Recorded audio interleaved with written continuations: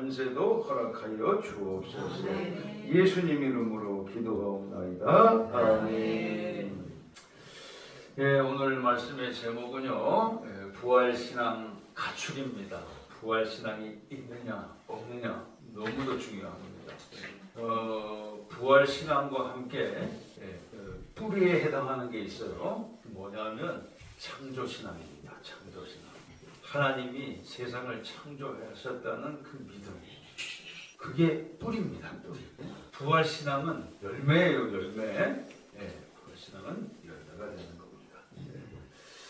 그래서 우리가 태어나고 죽는 일은요, 우리가 실제로 눈으로 늘 목격을 하기 때문에 그거는 우리가 그냥 믿습니다. 사람이 죽는 거 분명히 믿습니다. 우리는 장례식 가면, 결혼식 가서는 배울 게 없어도 장례식 가서는 배울 게 있다고 하잖아요.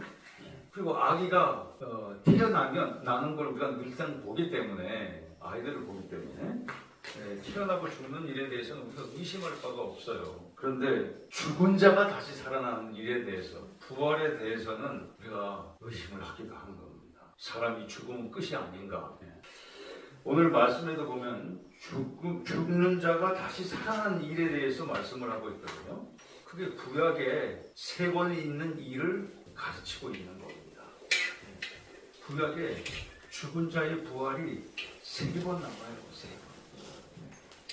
엘리야와 엘리사 때의 일입니다. 또 한 번이 엘리사가 죽은 다음에 있었던 일이에요.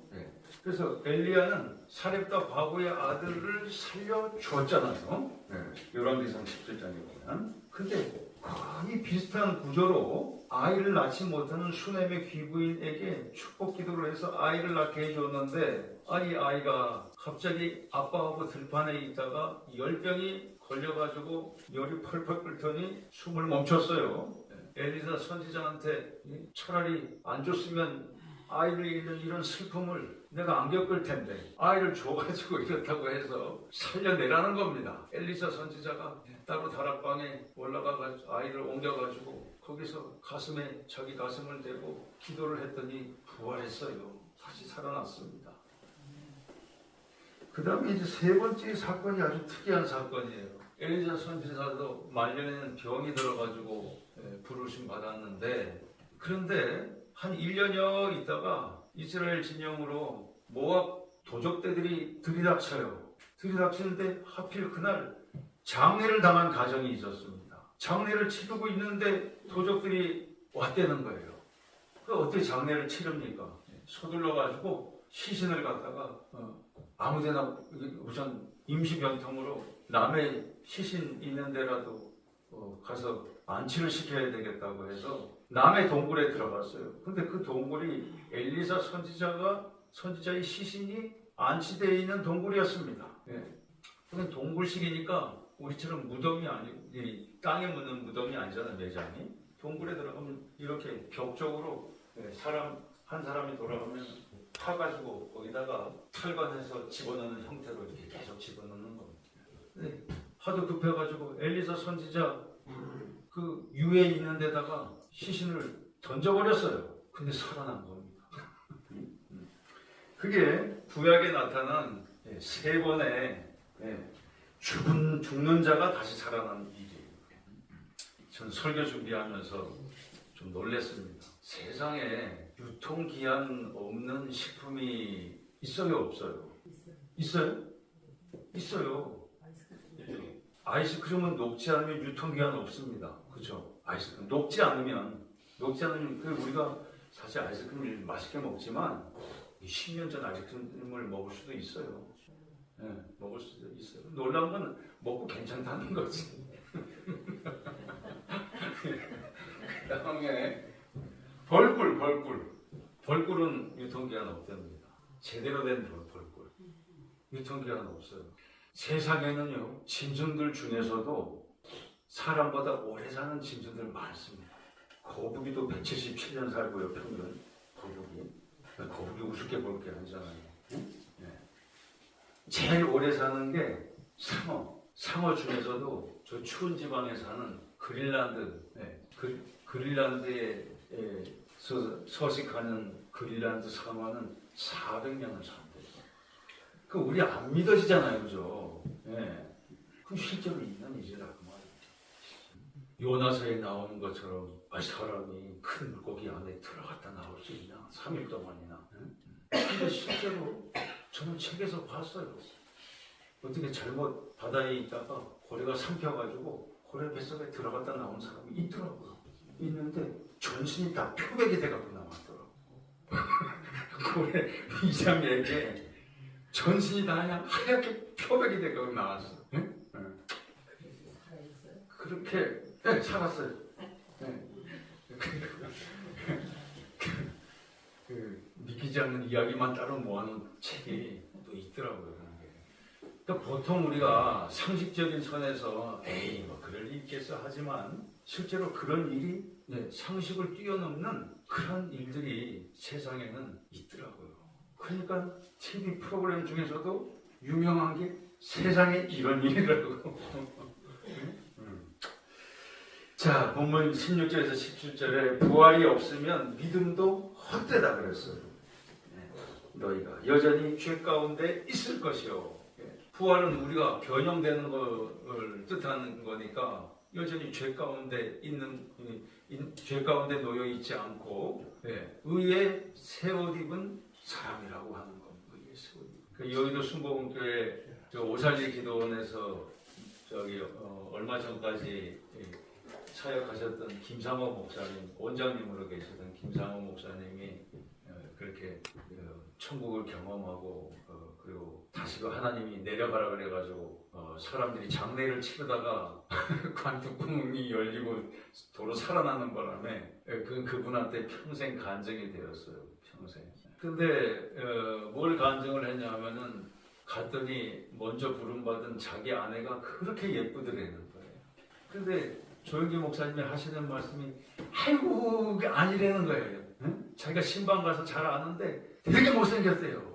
그랬더니 그 얘기를 알아서 자기가 가만히 있었더니 하는 얘기가 그렇죠. 세상에 있을 때는 못생긴 얼굴이었죠. 그러는데 천국에서는 얼굴이 류코스 흰색은 흰색인데 세탁하는 자가 그렇게 하얗게 할 수 없을 정도로 하얗 광채가 나는 걸 말하는 거예요. 광채가 나는 걸.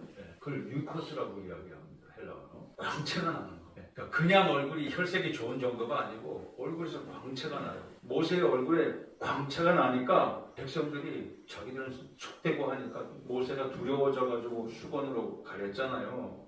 바로 그 상태를 말하는 겁니다. 아내가 감히 쳐다볼 수 없을 정도로 광채가 나고 그렇게 아름다워 보이더라는 거예요. 세상에서는 안 그랬는데. 그게 바로 변화입니다. 변화. 죄의 삭은 사망이라고 그랬어요. 그러나 하나님의 은사는 원래 선물이라는 뜻입니다. 선물. 기프트. 하나님의 은사는 그리스도 안에 있는 영생이라고 그랬어요. 그러면 여기서 사망은 뭡니까? 죽음을 말하는 거예요. 단순히 장래 한 번 난 게 아니고 계속해서 영원히 죽음을 경험하는 거. 그걸 사망이라고 이야기합니다. 죄의 삭스로서의 사망. 그런데 부활하는 영혼은 그리스도 안에 있는 영생이에요. 영생. 영원히 사는 겁니다. 살아서 나를 믿는 자는 영원히 죽지 않는다고 말씀하셨어요. 자, 그러면 이 구절을 성경님께서 명확히 하셔야 됩니다. 그래야 우리가 복음을 전할 수가 있어요. 예수 믿는데 복음 얘기가 나오면 아는 게 하나도 없으면 우리가 예수 믿으라고 하기가 어렵잖아요. 자, 사람의 4단계예요. 4단계. 사람이 죽잖아요. 죽음. 그 다음에 예수를 믿지 않는 영혼은 죽고 난 다음에 죽음이 계속된 상태에서 이제 주님이 오시게 되면 예수 안 믿는 사람도 부활해요. 부활하는데 뭐 때문에 부활하느냐? 심판을 받기 위해서 부활하는 겁니다. 심판을 받기 위해서. 그리고 영죽음에 들어가는 거예요. 영죽음. 그죠? 자, 요거를 앞에 죽음을 갖다가 뭐라고 이야기하냐면 죽은 나사로의 이야기를 예수님께서 해주시잖아요. 나사로가 있는 것은 낙원이고 이 사람이 있는 것은 음부라 그랬어요. 음부, 하데스. 자, 그리스도인들은 어떻게 되는가? 그리스도인들은요. 우리 같이 좀 봅시다. 그리스도인은 죽는 것이 아니라 잠드는 것이다. 잠들었다고 얘기하는 거예요. 잠들었다고. 예수님께서 나사로가 잠들었다고 그랬어요.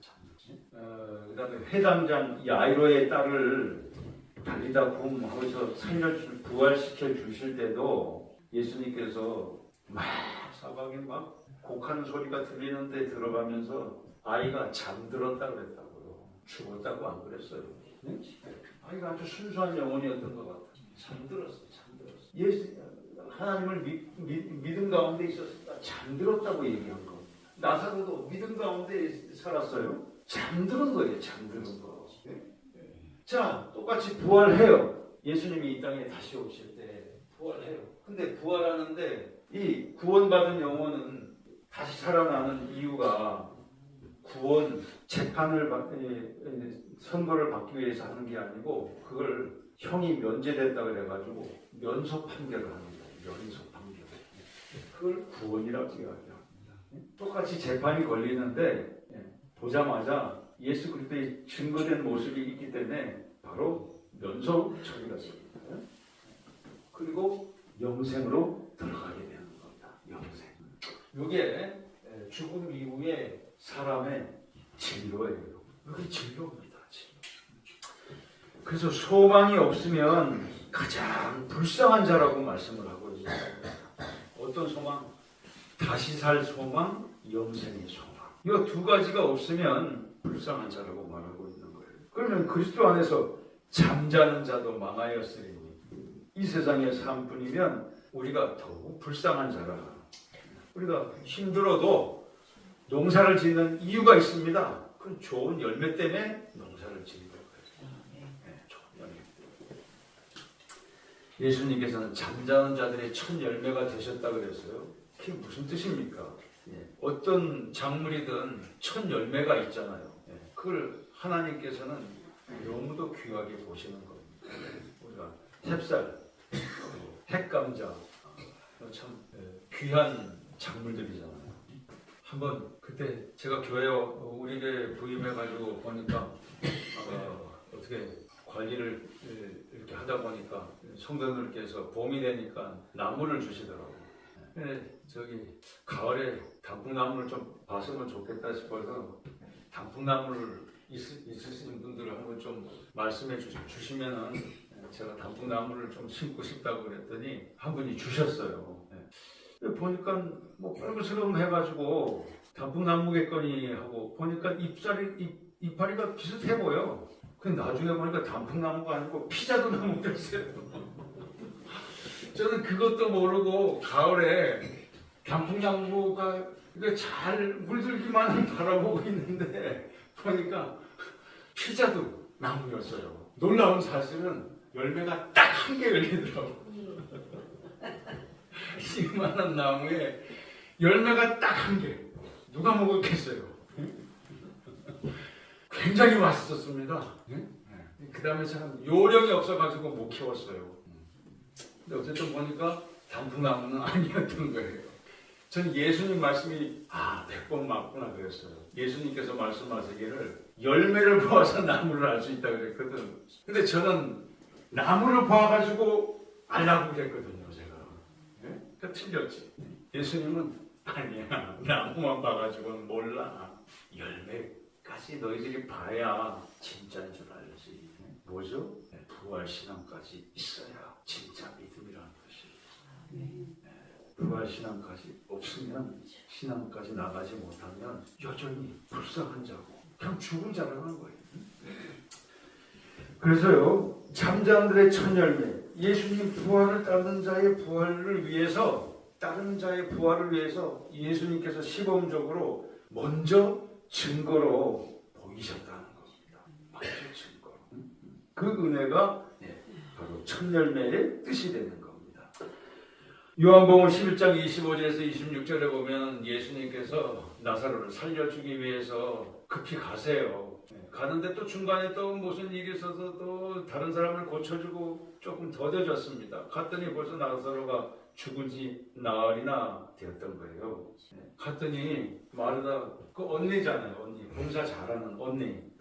비통해가지고 예수님을 원망스럽게 예수님한테 원망스럽게 주님이 일찍만 도착했으면 살 수 있었을 텐데 하고 마음에 원망을 섞인 말을 했어요.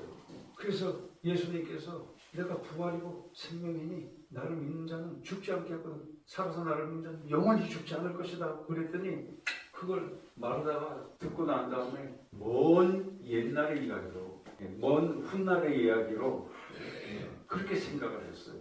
저 같아도 그렇게 얘기했을 거예요. 돌아가신 분은 예수님께서 그렇게 말씀하셨으면 먼 훗날 그렇게 될 수 있겠지. 근데 예수님께서는 바로 그걸 고쳐주신 거예요. 먼 훗날 부활신앙을 갖지 말고 부활신앙은 항상, 우리 같이 선포합시다. 부활신앙은 항상 갖고 있어야 된다. 항상 갖고 있어야. 항상. 지금 이 순간 갖고 있지 않으면 소용이 없다는 거예요. 언니 마르다보다 동생 마리아가 믿음이 원래는 더 좋았어요. 왜? 언니는 분주하게 봉사하는데 전념을 해가지고 일하고 있는 동안에 동생은 언니를 안 돕고 맨 앞줄에 앉아가지고 예수님의 말씀을 귀담아 들었다고요. 예수님께서 하시는 말씀이 마르다가 아유 내 철없는 동생으로 하여금 날 좀 도와주게 해달라고 야단 좀 쳐달라고 했을 때 예수님께서 저가 좋은 편을 택했으니까 저는 빼앗기지 않을 거라 그랬어요. 저는 안 뺏길 거야. 앞자리 나와서 말씀을 잘 듣는 걸 택했다는 거예요. 봉사보다 그게 더 중요하다는 말씀을 예수님께서 우회해서 말씀하신 거잖아요. 그러니까 믿음이 마리아가 훨씬 더 좋죠. 값비싼 향유 옷값도 깨뜨렸고 마르다하고 대동하고 마리아 있는 곳으로 또 전진해 나갔어요. 그랬더니 마리아가 또 예수님을 만나더니 언니 못지않게 예수님을 원망하고 있었어요. 똑같은 말을 하고 있는 거예요. 예수님께서 좀 더 일찍 오셨더라면 내 오라비가 살았겠다는 거예요. 그 예수님께서 다시 빠고 원점에서 또 가르쳐야 되느냐? 예수님께서 그때 하신 말이 너한테 믿음이 있으면, 부활에 대한 믿음이 있으면 하나님의 영광을 버리라 하지 않았느냐고 말씀하신 거예요. 하나님의 영광을 볼 것이라고 말씀했어요. 그리고 들어가서 나사로야 나오라고 말씀하신 거예요. 근데 나사로를 살리시기 전에 그러면 예수님께서 그걸 웃으면서 나사로를 부활시켜 주셨냐? 아니에요. 예수님도 나사로를 부활시키기 전까지 우셨다고 되어 있어요. 우셨어요. 예수님도. 그 예수님의 인간적인 모습이잖아요. 그런데 곧 예수님의 하나님의 능력이 나옵니다. 그게 뭐냐면 나사로를 나오라! 그래서 살려주신 능력의 역사였었어요.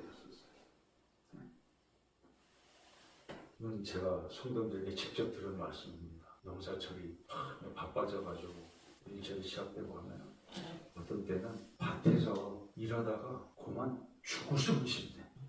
성도들 이해 가세요? 그거 농사뿐만 아니라 사실 저도 그래. 저도 목욕하다가 너무 힘들어 죽었으면 좋겠어. 죽었다고 하면 안 되고 영원히 잠들었으면 좋겠어. 제일 편하니까. 아버지가 영원히 잠들면 그 세상에 쉬운 일이 될 게 있어요. 염려가 될 게 있어요. 뭐가 있냐고. 뭐가 있냐고. 그래서 성경께서는 용어를 바꾸시는 거예요. 우리 성경께서 제일 잘하는 아이고. 우리 성경께서 제가 왔을 때부터 이 영어가 유창했어요. 아이고. 근데 뒤에는 다 똑같아. 죽겠다. 죽겠다는 세상 사람들이 하는 거예요. 아이고 나는 자야 되겠다. 아니면 아이고 나는 살겠다 그러세요. 아이고 나는 살겠다. 그걸 언제 장착해야 되느냐? 지금 장착해야 되고 항상 그 부활신앙이 장착이 돼 있으셔야 돼요. 이걸 안 지키시면 제가 내년 봄에도 또 설교할 거예요. 왜? 장착이 안 됐으면 또 장착을 시켜야 된다고. 부활신앙을 늘 고백할 수 있어야 되는 겁니다. 내가 아무리 절망 속에 놓여 있어도 그건 내 생각이고, 다른 사람이 당신은 글렀어 할 때도 그건 그 사람 생각이고, 주님의 생각은 사랑하는 자녀야, 너는 반드시 다시 산다. 같이 선포합시다. 사랑하는 자녀야, 너는 반드시 다시 산다.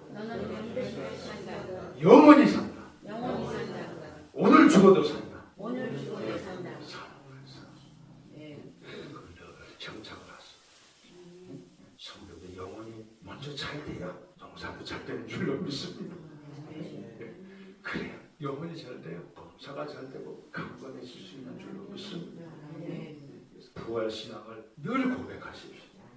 늘 고백하셨어요. 예전에 신의 은사를 가진 사람이, 저는 신학교 다닐 때 신의 은사 가진 사람이 그렇게 신기해 보이고 좋더라고. 근데 목회 나와서 보니까 아니, 신의 은사를 갖게 되면 내가 그 고통을 먼저 당해요. 절대로 유쾌한 은사가 절대로 아닙니다. 예? 힘든 은사예요 그거. 예? 부활신앙을 항상 가져야 돼요. 부활신앙을 늘 고백하세요. 힘들 때마다 고백하셔야 됩니다. 나는 반드시 주님의 이름으로, 예수님의 이름으로 다시 산다. 믿으셔야 됩니다. 구원과 영생으로 힘차게 전진하시기를 주님의 이름으로 축원합니다.